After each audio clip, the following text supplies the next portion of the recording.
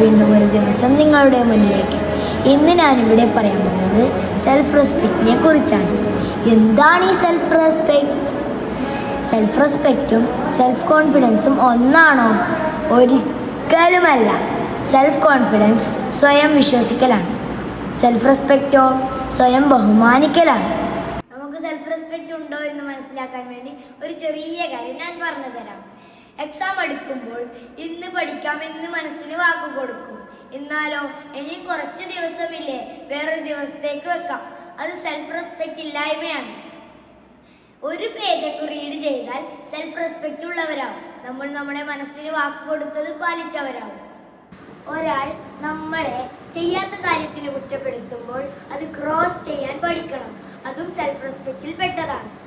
മറിച്ച് ഞാനാണ് വലിയവൻ, ഞാനാണ് ശരിയെന്ന് വിചാരിക്കുന്നത് അഹങ്കാരമാണ്. നമ്മൾ മറ്റുള്ളവരെ പരിഗണിക്കുകയും ബഹുമാനിക്കുകയും ചെയ്യുമ്പോൾ നമ്മൾ നമ്മളെയും സ്വയം പരിഗണിക്കുകയും ബഹുമാനിക്കുകയും ചെയ്യുക.